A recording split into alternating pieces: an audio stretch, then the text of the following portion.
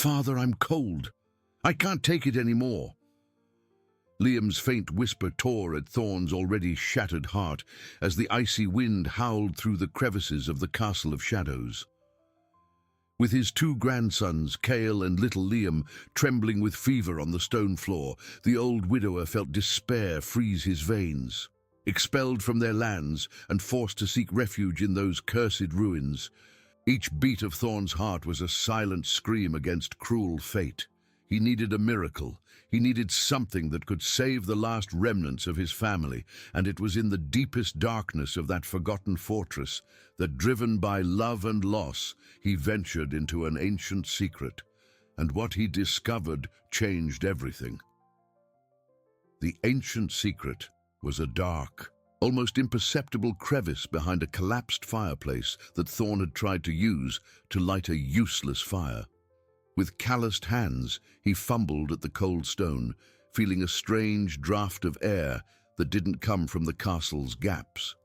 A damp, almost breathable air, different from the smell of mold and desolation that permeated the rest of the ruins.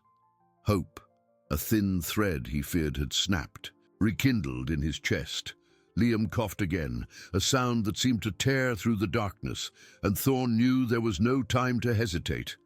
With an effort that seemed to rip his soul, he pushed aside the loose stones of the fireplace, revealing a narrow, dark opening.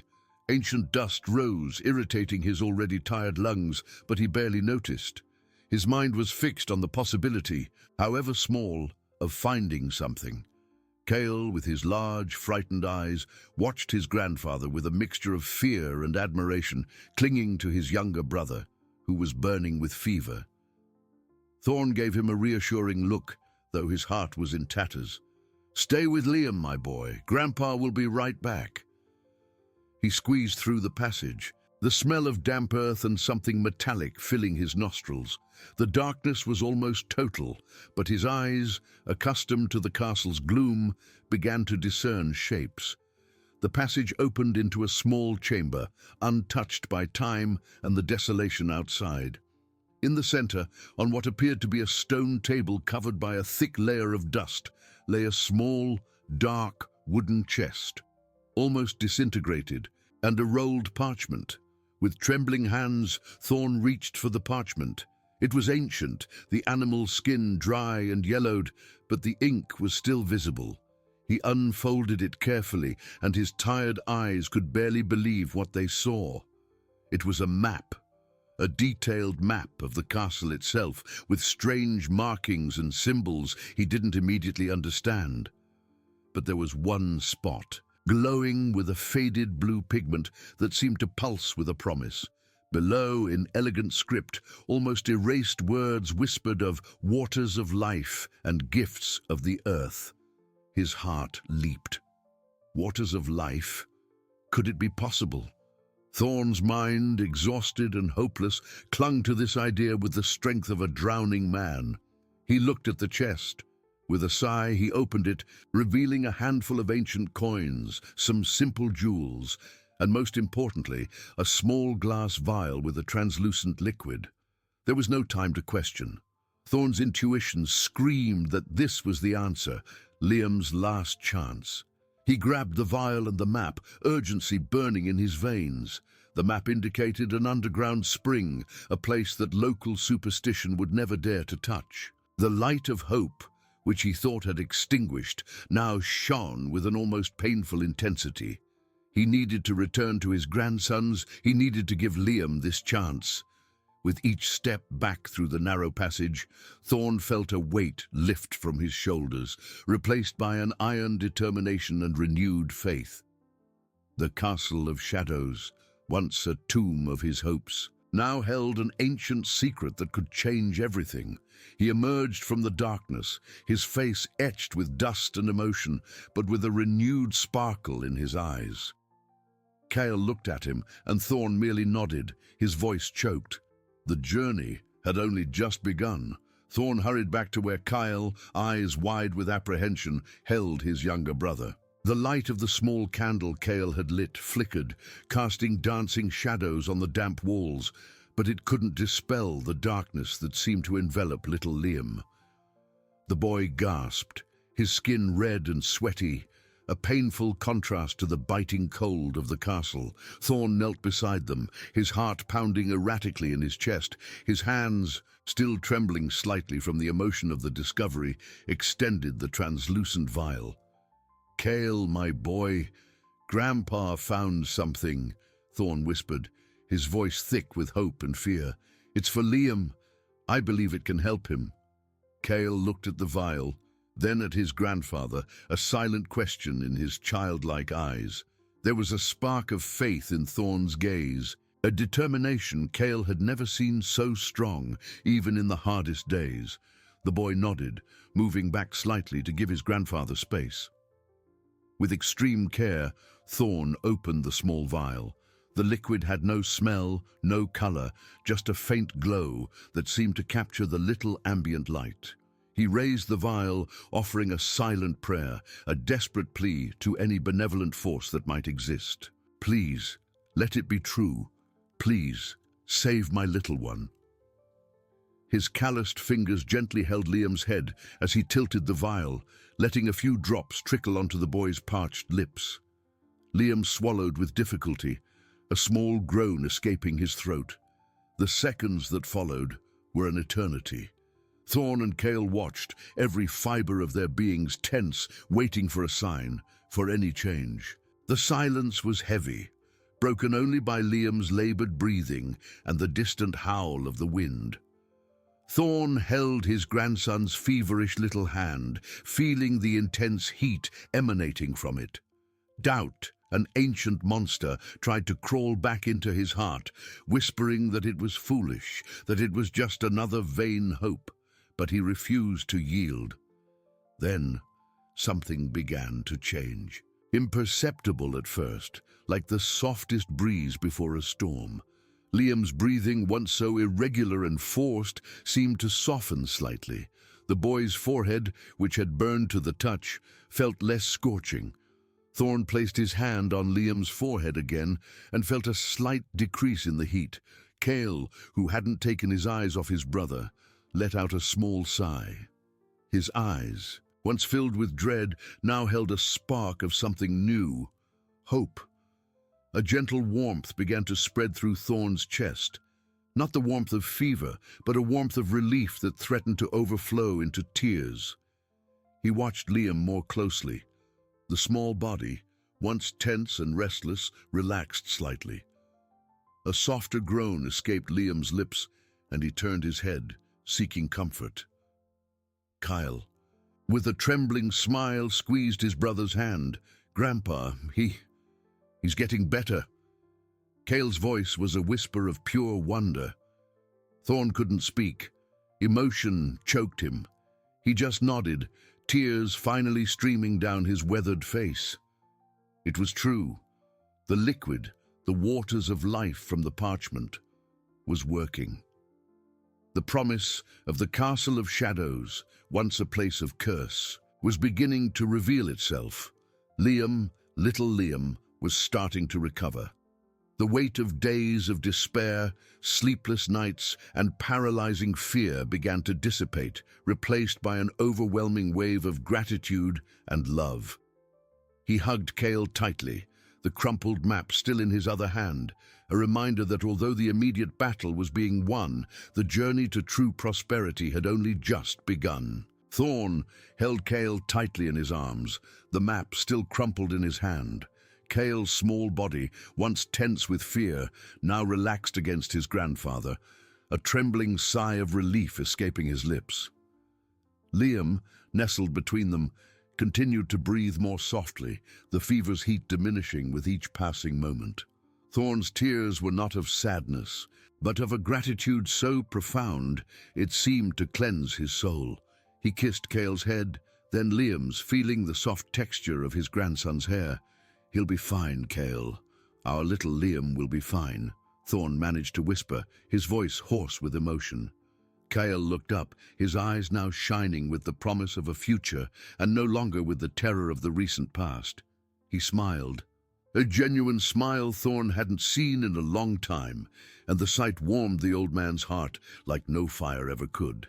The castle once a dungeon of despair, now seemed to breathe with them, a silent guardian of their new hope. The night advanced, and Thorn spent the following hours watching Liam, each breath, each small movement, proof that the miracle was real. The fever had completely subsided, and the boy slept a deep restorative sleep, unlike the feverish nightmares that had tormented him. Kyle, exhausted by the tension, fell asleep beside his brother, his small hand still holding Liam's. Thorn, even with extreme fatigue, felt renewed energy. The map in his hands was not just a piece of parchment, it was the key to life, to the dignity that had been stolen from them. With the first pale light of morning peeking through the castle's crevices, Thorn unfolded the map again, his eyes scanning the lines and symbols. The underground spring, marked with the blue pigment, seemed to be the central point. But there were other markings, small crosses and circles, that he hadn't noticed before in his haste. "Gifts of the earth," the words whispered, and Thorn felt a shiver of anticipation. It wasn't just the healing waters, but the promise of something more, something that could truly lift them out of misery. He needed to be cautious, but determined. Local superstition condemned the Castle of Shadows, and perhaps it was that very superstition that had kept it untouched for centuries, guarding its secrets for those who dared to look beyond fear. Thorn thought of the treasures he had found in the chest, simple coins and jewels, but for them, they meant the difference between hunger and plenty, between sickness and health. This was just the beginning. Liam woke a few hours later, his eyes clear and his skin a healthier color. He looked at Thorn and Kale, who was awake and watching his brother with a sparkle in his eyes. "Grandpa, I'm thirsty," Liam whispered, his voice still weak, but without the painful hoarseness from before. Thorn felt a lump in his throat. It was Liam's voice, the voice he feared he would never hear again. "Yes, my little one, Grandpa will find the purest water for you," Thorn promised, a genuine smile blooming on his lips. He leaned down, kissing Liam's forehead, which was now cool to the touch. Kyle smiled broadly, and Liam, with an effort, extended a small hand to his brother, who held it gently. The connection between the three was an unbreakable bond, forged in adversity and now strengthened by hope. Thorn knew that the spring was not just for healing illnesses, but for sustaining life. They needed potable water, food, a safe place. The map was the guide. He needed to follow the indications, unravel the mysteries the castle still held. With Liam already showing signs of recovery, the urgency from before transformed into a patient but unwavering determination. The Castle of Shadows, once a temporary and feared refuge, now revealed itself as a home, a sanctuary of possibilities. The brightest light indeed was emerging from the deepest darkness.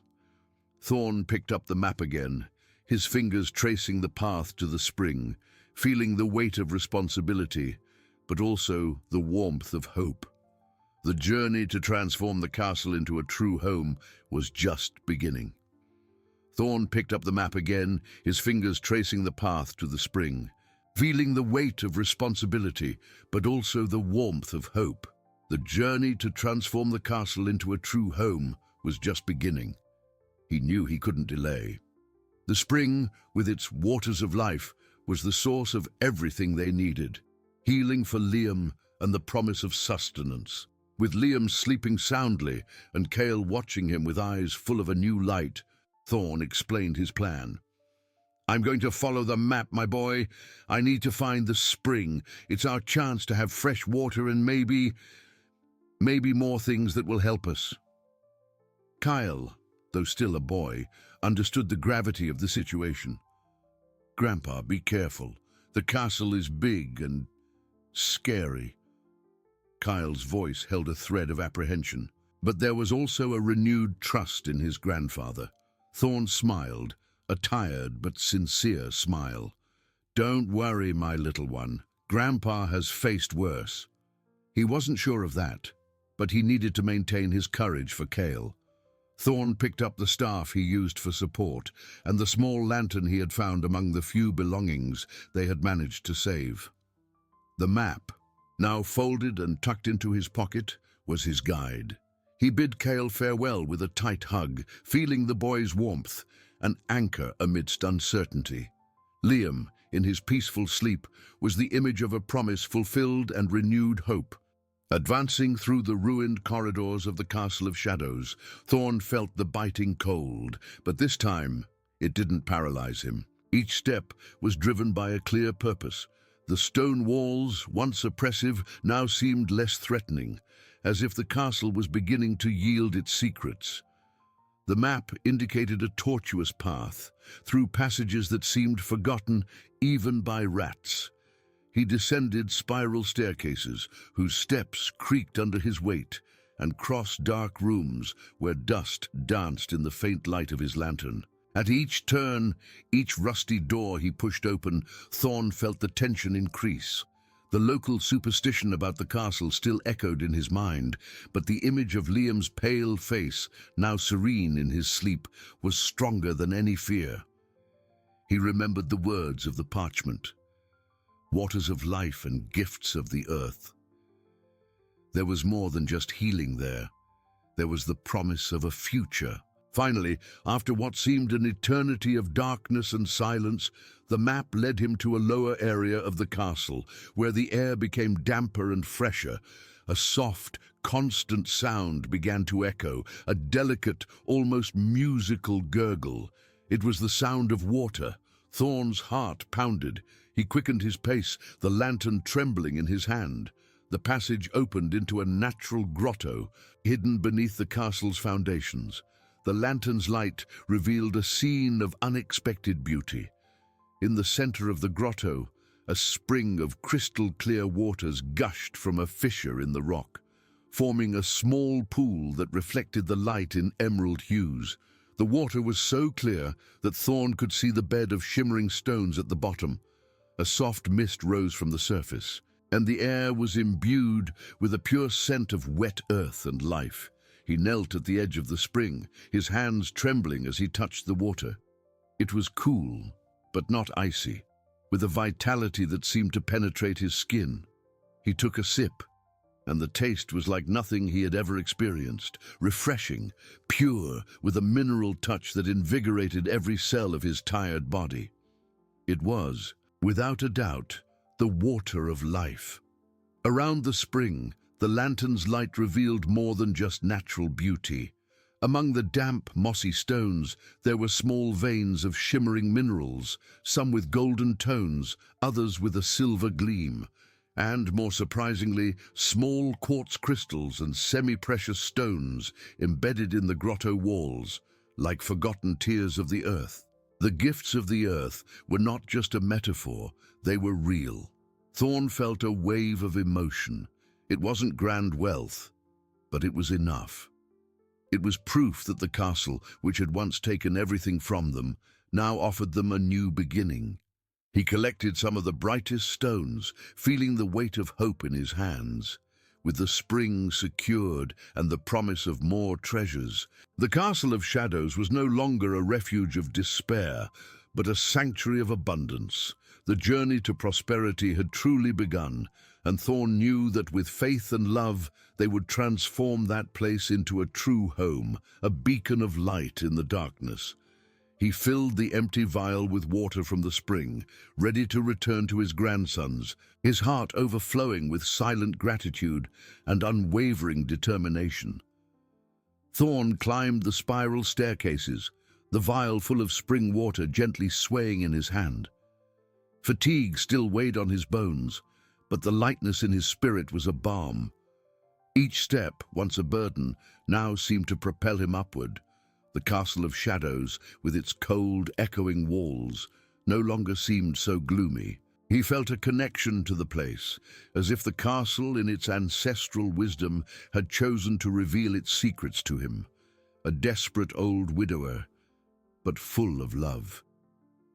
The gurgle of the spring still resonated in his ears, a melody of hope. The shimmering minerals he had collected were safe in his pocket, a tangible testament to the Earth's generosity.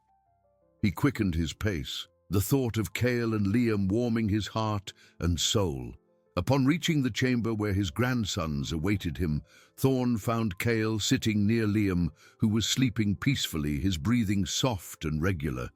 Cale's face, once marked by worry, now displayed a serenity that melted Thorn's heart.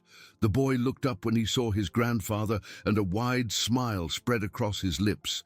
"Grandpa, you're back," Cale whispered, getting up and running to hug Thorn tightly. The old man returned the embrace, feeling the boy's fragility and strength. "Yes, my boy, and I brought something wonderful," Thorn said, showing the vial full of water. "I found the spring. It's the purest water I've ever tasted, and it comes from a magical place." He knelt beside Liam, who slowly opened his eyes, a spark of curiosity replacing the opacity of fever. "Look, my little one, more of the water Grandpa found." Thorn gave Liam a few more drops, which he drank with a small smile. Liam's improvement was remarkable. His skin was no longer so pale, and a faint, healthy flush was beginning to color his cheeks. Kyle watched everything with wide eyes. "Magic, Grandpa. Does the castle have magic?" The innocence in Kyle's voice was a reminder of what they were fighting to preserve. Thorn smiled, a smile that reached his tired eyes. "Yes, my boy, a magic of healing and life. And it's not just the water." He took the shimmering stones he had collected from his pocket. Cale's eyes widened even more at the sight of the small, sparkling crystals and minerals. "These are gifts of the earth. Cale, the castle was keeping them for us." Liam, now more awake, reached out a small hand to touch one of the stones, his eyes fixed on its sparkle. Thorn held his grandson's hand, feeling its normal temperature. "With this water, Liam will grow strong and healthy, and with these gifts, we will have what we need to live, to truly transform this place into our home." Thorn's voice carried a conviction that dispelled any shadow of doubt. He explained to Kyle that the map indicated not only the spring, but also other points where these gifts could be found. Kyle picked up one of the stones, turning it in the faint light. "So the castle isn't scary, Grandpa. It's good?" Kale's questions summarized the transformation taking place in their hearts.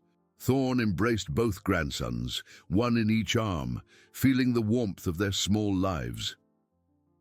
"The castle is what we make of it, my boy, and we will transform it into a place of hope and love.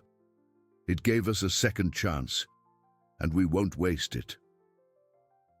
Tears of gratitude returned to Thorn's eyes, but this time they were tears of pure joy and relief. The image of Liam, now faintly smiling and holding the shining stone, was living proof that the brightest light could emerge from the deepest darkness. Thorn knew the journey was far from over. There was much work ahead, exploring the castle more calmly, better understanding the map, and finding a way to use the gifts of the earth for the family's good. But at that moment, enveloped in the embrace of his grandsons, with the water of life and the treasures of the earth in his hands, he felt a peace he hadn't experienced in years. The Castle of Shadows, once a symbol of his ruin, was now the cradle of a new beginning, a sanctuary of hope and a testament to the unbreakable power of family love forever. The Castle of Shadows, once a symbol of his ruin, was now the cradle of a new beginning, a sanctuary of hope and a testament to the unbreakable power of family love forever.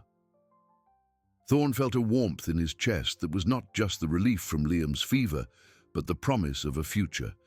He watched his grandsons sleep, their faces serene in the castle's gloom, and a renewed determination ignited in his heart.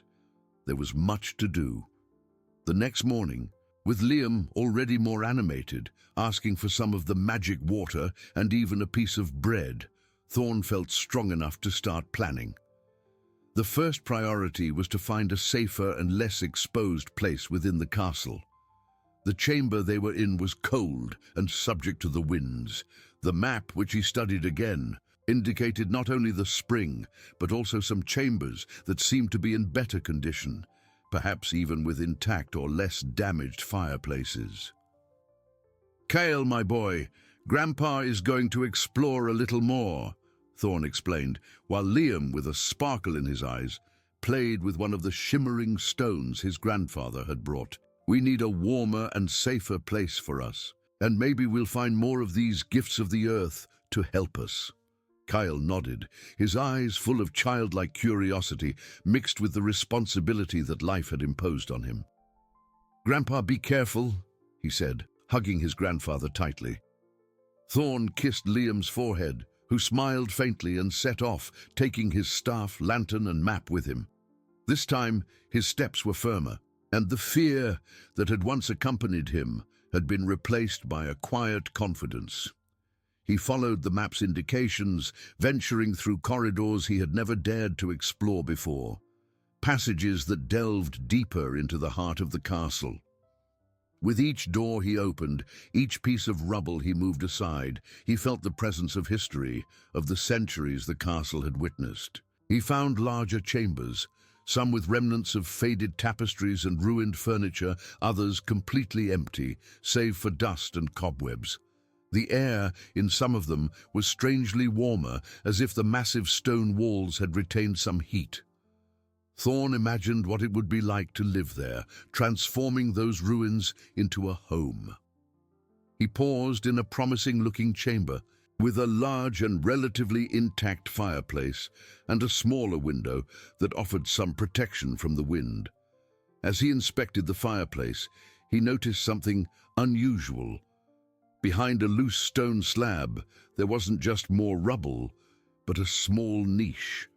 With his heart pounding faster, Thorn removed the slab. Inside, there was no gold or jewels, but a set of ancient, well-preserved tools and a small, dark wooden chest. Upon opening it, he found not coins, but seeds of various types, carefully packaged in small linen bags, and a dusty journal with a cracked leather cover. The journal was written in elegant but ancient script.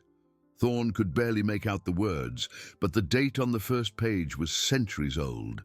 It was the story of a family who had lived in the castle, not as nobles, but as guardians of the land, cultivating a secret garden and using the gifts of the earth to sustain themselves and the community. The unexpected turning point was not a treasure of gold, but the discovery that the castle was not just a stone refuge, but a legacy, a link to a past of resilience and generosity.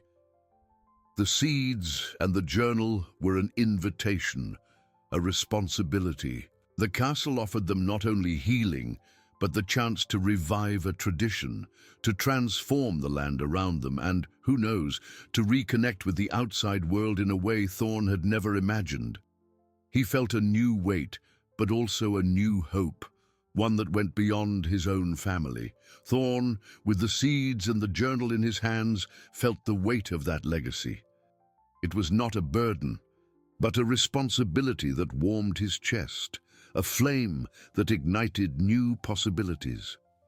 He looked at the small chest, then at the fireplace, and a faint but genuine smile bloomed on his lips. The castle, which had once seemed a tomb for his hopes, now revealed itself as a cradle of a forgotten past, of a life he could perhaps revive. He needed to share this with Kale, with Liam. He quickened his pace back to the chamber where his grandsons awaited him, his heart pounding with a mixture of exhaustion and euphoria. Upon entering, he found Kyle drawing in the dirt with a stick, while Liam, now more active, tried to stack the shimmering stones his grandfather had found. The sight of the boys, so vulnerable and so full of pure life, reinforced his determination. "Kyle, Liam, look what Grandpa found." His voice was thick with emotion, and Kyle looked up, his curious eyes fixed on the journal and the seeds. Liam, hearing Thorn's animated voice, dropped the stones and crawled to his grandfather, reaching out a small hand for the chest. Thorn knelt, opening the chest and showing the seeds. "It's not gold, my little ones, but it's something much more valuable. These are seeds. And this," he said, holding up the journal with reverence, "is an ancient book that tells the story of people who lived here, who cared for the land and made the castle flourish." Kyle took one of the small linen bags, feeling the tiny seeds between his fingers. His eyes widened. "Seeds, Grandpa? To plant?" The question was simple, but it carried the promise of sustenance, of a future.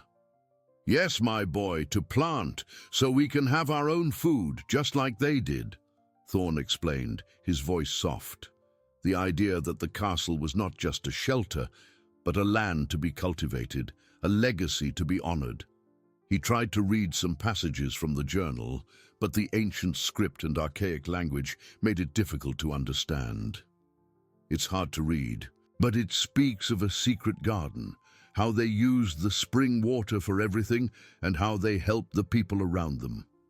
Liam, nestled in Thorn's lap, touched the journal's cover with a tiny finger, as if sensing the history it held. Kyle, meanwhile, looked at the seeds with an unusual seriousness for his age. "Can we make a garden, Grandpa, here in the castle?" The hope in his voice was palpable. Thorn smiled, feeling a lump in his throat. "Yes, my boy, we can. It will be a lot of work, but together we can do it. We can bring life back to this place."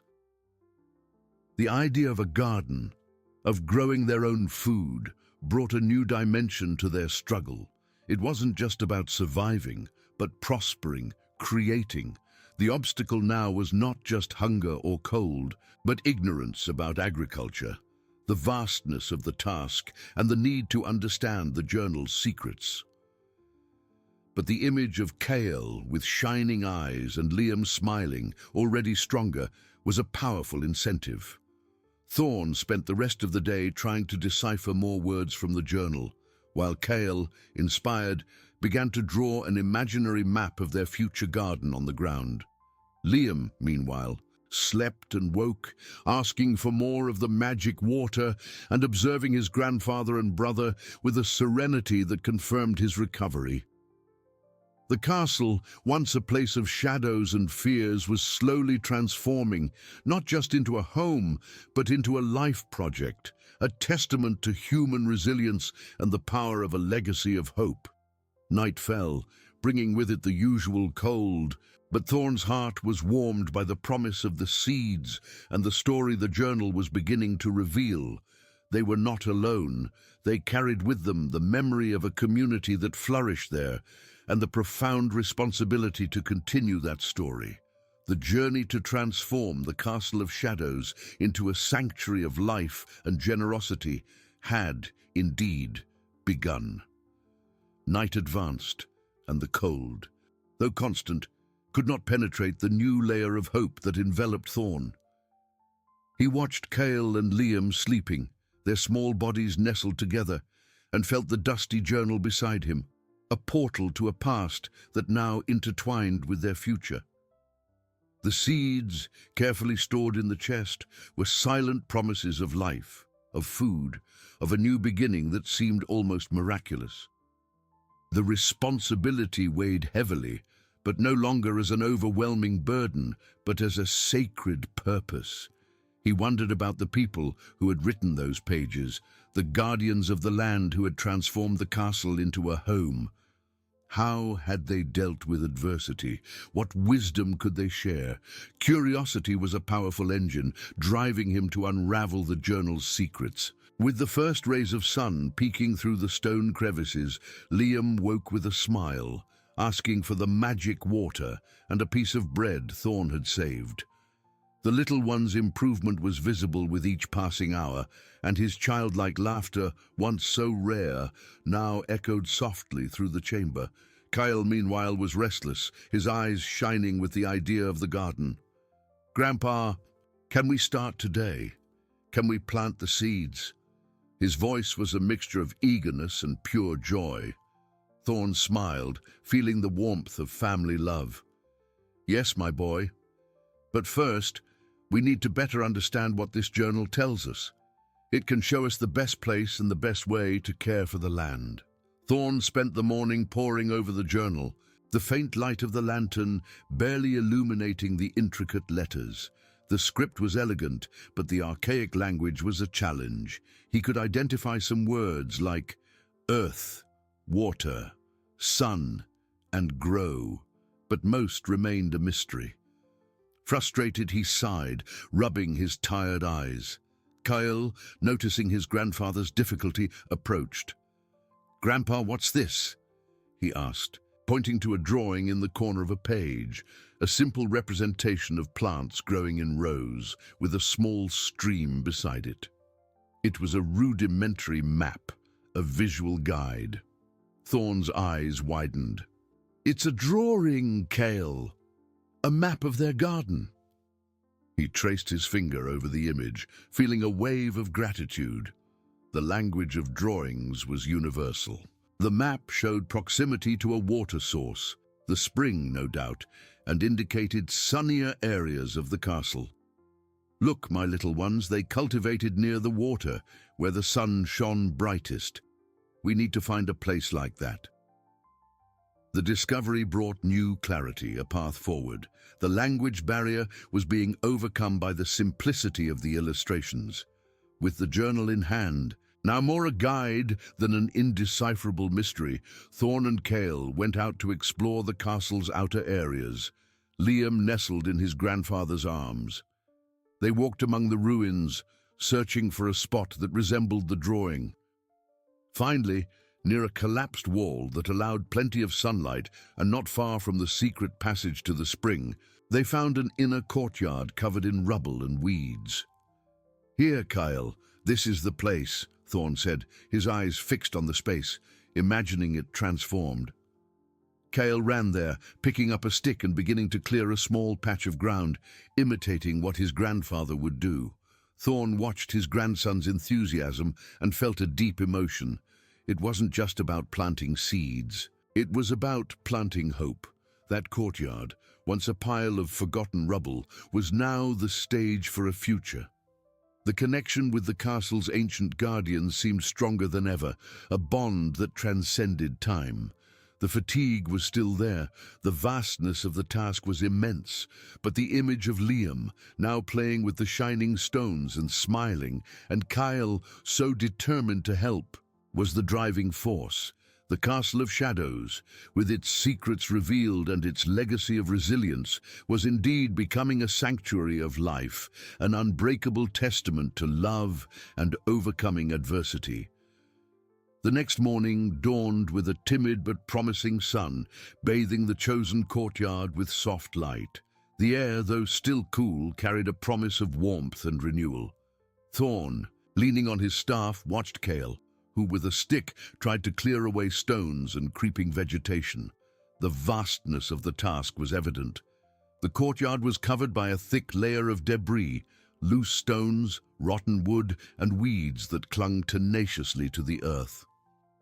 Liam, nestled in a blanket near a sheltered wall, watched them both with curious eyes, occasionally laughing as he saw his brother struggle with a stubborn bush. The fever had disappeared, and the boy now displayed a voracious appetite and an energy that filled Thorn's heart with indescribable joy. "Grandpa, it's so hard," Kyle exclaimed, pulling at an endless root. His face was dirty, but his eyes shone with a determination Thorn recognized in himself. Thorn smiled, tired but proud of his grandson's courage. "It is, my boy.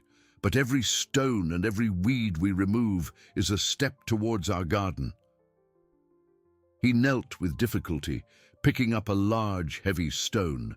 The effort made his muscles protest, a familiar pain that now came with purpose. But the image of the flourishing garden was a balm. He remembered the land guardians from the journal, who had transformed this soil.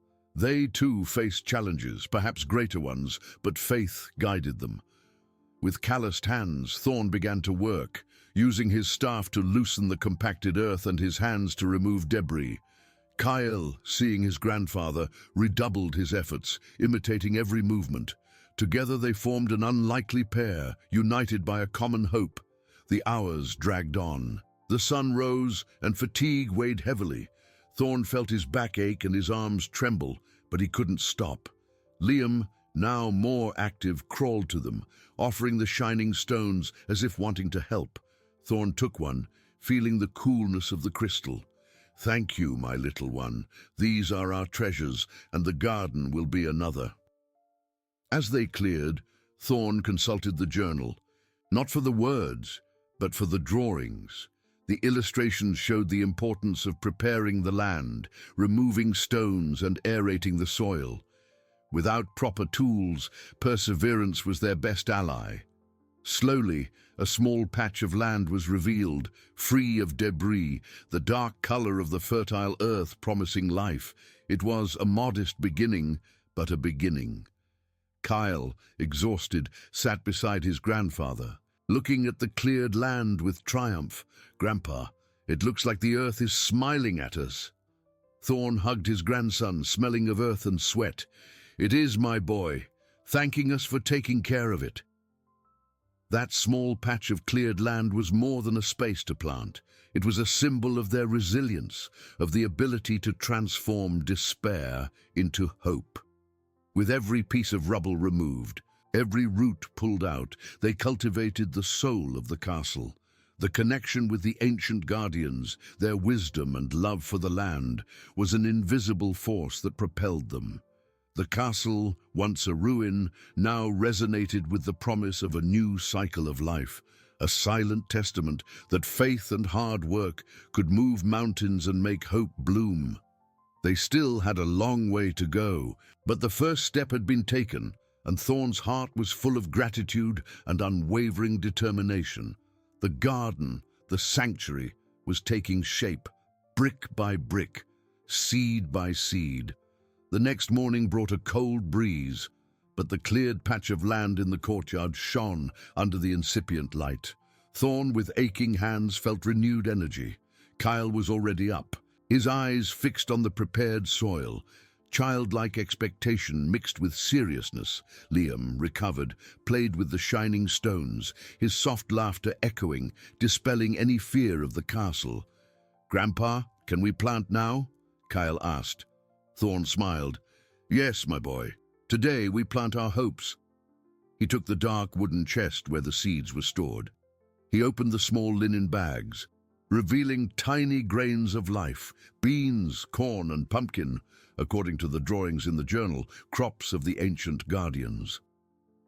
Thorn explained to Kale how to make small holes with his fingers, carefully depositing each seed, covering it with soft earth. "Each seed is a promise, Kyle. Let's care for them with tenderness as we care for each other." Kyle imitated his grandfather. Liam, curious, crawled to them, observing. Thorn guided Liam's small hand to touch the newly planted earth. "Here, my little one, life will sprout." The task was slow and meticulous. Without tools, each hole was made with a finger, each seed planted with hope. The sun rose, warming the courtyard. Thorn used the magic water from the spring to water the seeds, believing that the life force that healed Liam would nourish the earth. He felt the connection with the guardians of the past, performing the same ritual with faith and hope. As they worked, Thorn felt the weight of responsibility, but also a lightness in his spirit. With each seed planted, a piece of his despair dissipated, replaced by cautious optimism. He looked at Kyle, so dedicated, and at Liam, who tried to imitate his brother's movements, and the image of a future once so obscure gained vibrant colors.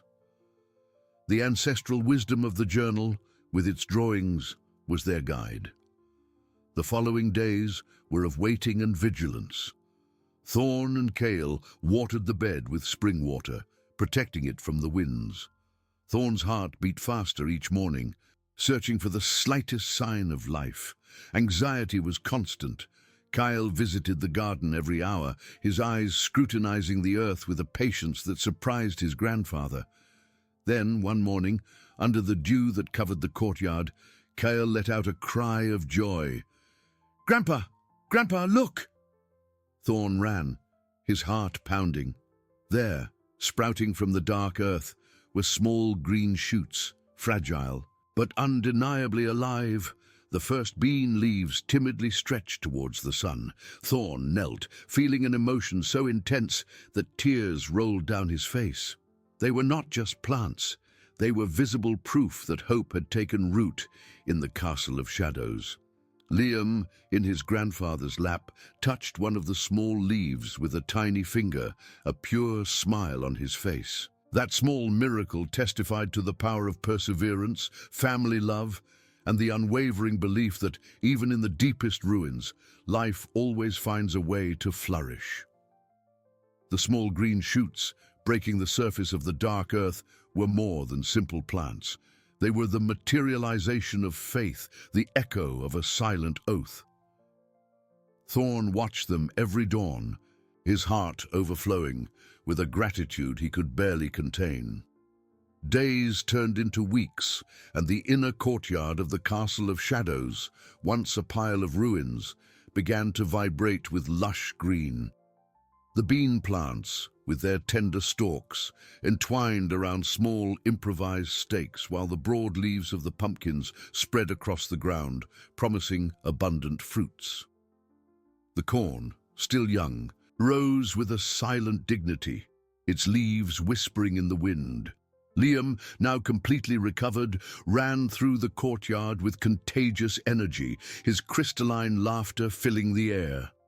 He loved touching the soft leaves and observing the insects that buzzed among the plants, a little gardener in training.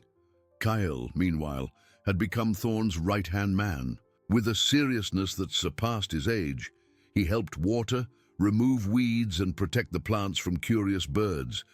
His eyes, once so full of apprehension, now shone with a renewed purpose, the joy of seeing life sprout from his own hands. Thorn, leaning on his staff, felt the fatigue persist in his bones, but the pain was now a reminder of work well done, of the life that was being built. He spent hours studying the journal, not just the garden illustrations, but also the few words he could decipher with Kale's help, who had a sharper mind for ancient symbols. Together, they uncovered passages about the importance of community, sharing, and the wisdom of living in harmony with the land. The journal was not just a guide to agriculture. It was a map to a life of purpose and connection. The underground spring, with its healing waters, continued to be the source of their prosperity. Not only did it nourish the garden, but it also provided them with a sense of well-being and vitality. The small treasures, the shimmering stones, were carefully kept, reminders of the castle's unexpected generosity. They no longer felt the biting cold from before, as the chamber Thorn had discovered, with its more intact fireplace, offered a cozy shelter. Life in the Castle of Shadows had transformed from a desperate struggle for survival into an existence of hope and hard work. However, the quietude of that sanctuary was about to be broken. One afternoon, while Thorn and Kale worked in the garden and Liam played with a butterfly, a distant sound of voices and footsteps echoed through the ruins. Thorn looked up, his heart tightening in his chest. These were not the whispers of the wind, nor the familiar sounds of the castle. They were human voices, and they were approaching. Kyle stopped, holding a small, improvised shovel, his eyes wide. Liam, sensing his grandfather's tension, ran to him, nestling against his legs. Thorn felt a shiver run down his spine. Local superstition about the castle was deep. What would the villagers think to see them there, cultivating the land they considered cursed? Would they be hostile, fearful? He hugged his grandsons tightly, feeling the warmth of their small bodies, and took a deep breath. There was no hiding. It was time to face the outside world, to defend their home and the new life they had built. Figures emerged from the mist of dust and time, a small group of villagers, faces marked by curiosity and fear. Their eyes swept across the courtyard, fixing on the flourishing garden, on the green plants that defied the legends. The expression on their faces was a mixture of astonishment and distrust. An older man, with a grey beard and a staff in his hand, stepped forward, his eyes narrowed at Thorn. "What are you doing here, old man? This place is cursed. What witchcraft is this?" His voice was hoarse, laden with centuries of fear. Thorn, with Kyle and Liam clinging to him, raised his head, his eyes firm. "No witchcraft, my friend. Only work, faith, and the generosity of the earth. This castle is not cursed. It is a home." He gestured to the garden to Liam, who now looked at the strangers with innocent curiosity. "We came here in despair, and we found life. We found hope." Thorn's words, simple and sincere, hung in the air, challenging old beliefs, inviting understanding. It was the moment of truth, the climax of his journey, where the light of their new life should dispel the shadows of ignorance and fear. Thorn's words, simple and sincere, hung in the air, challenging old beliefs, inviting understanding. It was the moment of truth, the climax of his journey, where the light of their new life should dispel the shadows of ignorance and fear. The silence that followed was heavy, laden with centuries of distrust and dark legends. The grey-bearded man, who seemed to be the group's leader, kept his eyes fixed on Thorn, a deep furrow between his brows. The other villagers, some with improvised torches, muttered among themselves, their gazes divided between the flourishing garden and the innocent faces of Kyle and Liam. Thorn did not avert his gaze. He held his grandsons close, the firmness in his embrace conveying a courage that was not just his own, but of the entire family that had been reborn there. "We came here out of necessity, not malice," he continued, his voice now softer but still charged with conviction. "My grandson Liam was wasting away with a fever that no village remedy could cure. This castle, which you fear so much, offered us shelter and, more importantly, a spring of waters that brought healing to the little one." He gestured to Liam, who, feeling safe in his grandfather's arms, smiled at the strangers, a pure and disarming smile that broke some of the tension in the air. The leader of the villagers, whose name was Ilara, took another step forward, his expression softening slightly at the sight of the boy. "Healing waters, you say, and this garden. How can cursed land bear fruit?" His voice still held skepticism, but curiosity was beginning to supplant fear. Thorn extended his hand to the dusty journal he carried. "This book, Ilara, is the legacy of the ancient guardians of this castle. It taught us that the land is not cursed, but forgotten. It just needed care, love. The seeds we planted come from an ancient chest found here, and the spring water nourishes them. There is no witchcraft, only the wisdom of those who lived here before us and hard work." He paused, his eyes scanning the faces of the villagers. "We do not seek isolation. If the castle can offer life to us, it can offer it to everyone. The waters of the spring are abundant, and the garden, when it bears fruit, will have enough to share."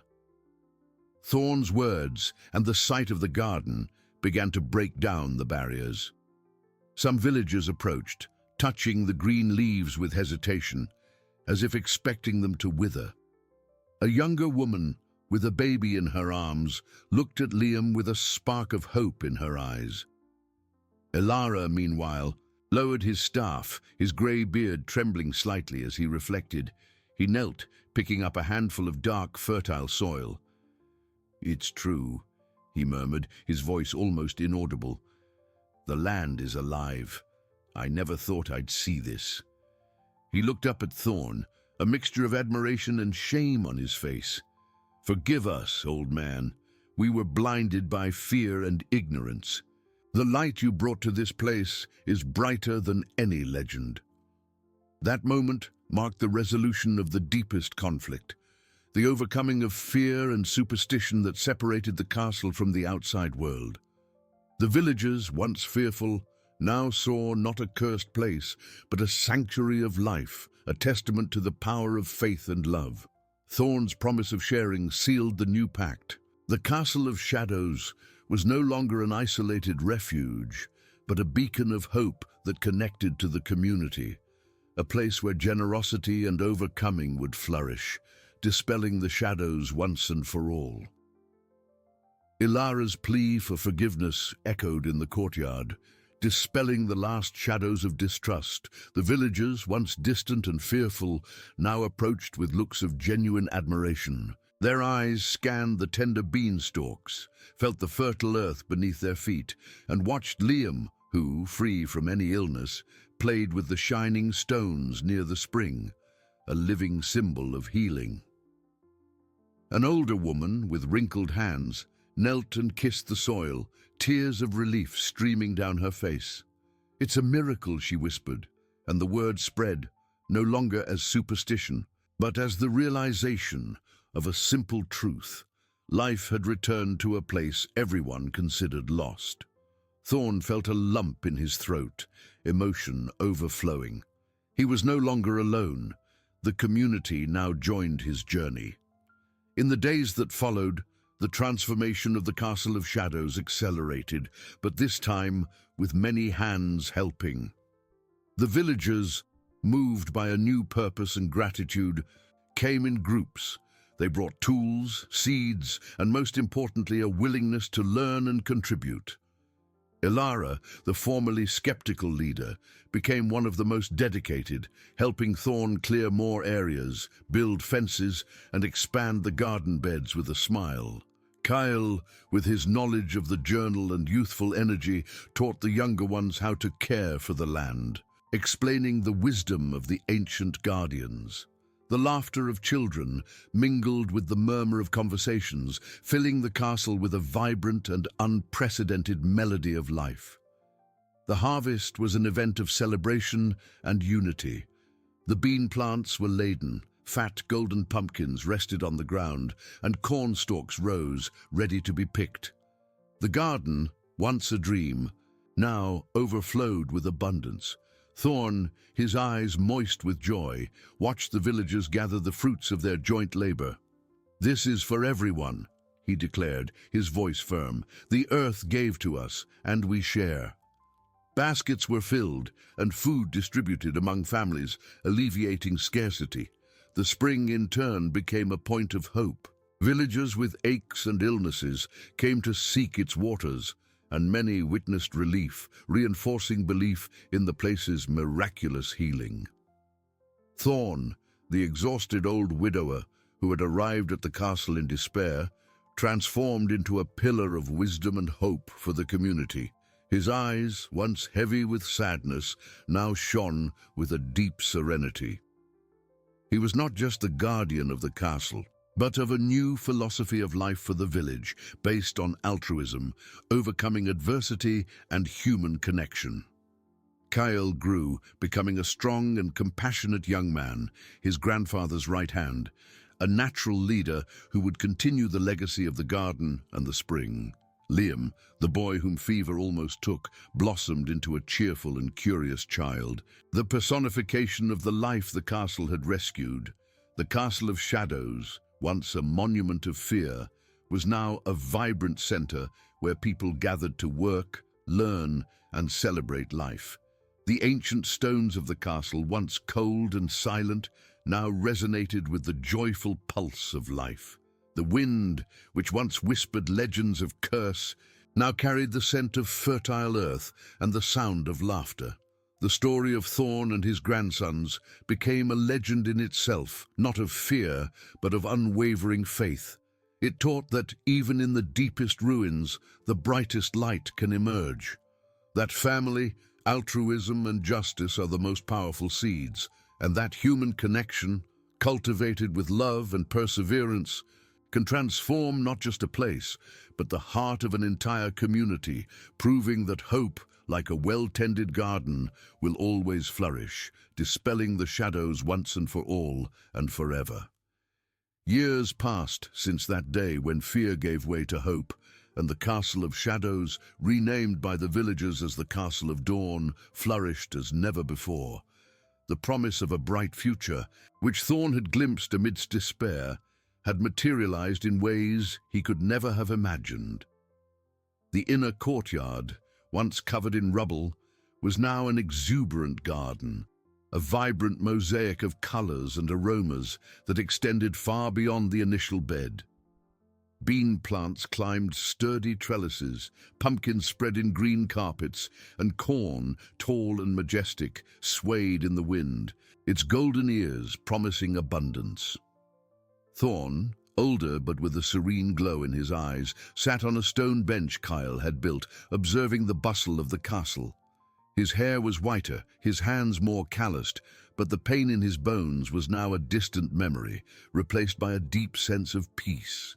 Liam, whom fever had almost taken, was now a slender and lively 10-year-old boy, with curious eyes, always attentive to nature's secrets. He ran between the rows of vegetables, helping to harvest aromatic herbs for the teas the community prepared, or simply admiring the butterflies dancing in the air. His laughter, once a rare and fragile sound, was now a constant melody, an echo of the joy that filled the castle. Cale, at 15, had become Thorn's right-hand man, not only in managing the garden, but also as a vital link to the village. His sharp mind, which once deciphered the journal's symbols, now applied the wisdom of the ancient guardians to organizing harvests and distributing resources. He was respected by all, his calm and thoughtful voice bringing solutions to the small challenges that arose. The villagers saw him as the natural heir to Thorn's legacy, a young leader who personified unity and altruism. The underground spring, the jewel of the castle, had become a place of pilgrimage. People from neighboring villages, hearing stories of healing and renewal, came to seek its waters. Thorn, with Cale's help, had established a fair system. Water was offered freely, but in return, many brought rare seeds, tools, or simply their labor, further enriching the castle and the community. The fireplace chamber, which had once been a solitary refuge, was now a meeting place where stories were told, plans were made, and the wisdom of the journal was shared, translated by Cale for new generations. Ilara, the former village leader, was now one of Thorn's most loyal friends. His eyes, once full of distrust, now shone with sincere admiration. He spent his afternoons at the castle, helping wherever he could, and often sat beside Thorn, the two old men observing the life they had helped create. "Who would have thought, Thorn," Ilara murmured one day, as they watched Cale and Liam laugh together, "that the place we feared most would be our greatest blessing?" Thorn smiled, a smile that reached his eyes. "The light was always here, Ilara. We just needed the courage to ignite it." The ancient stones of the Castle of Dawn, once mere testaments to a forgotten past, now vibrated with the energy of a prosperous present and a promising future. Legends of curse had been replaced by stories of resilience, family love, and unwavering belief in the power of human connection. The castle was not just a home, nor just a garden or a spring. It was a living symbol that hope, cultivated with care and shared with generosity, could transform the deepest ruins into a sanctuary of life, dispelling the shadows once and for all, and for generations to come.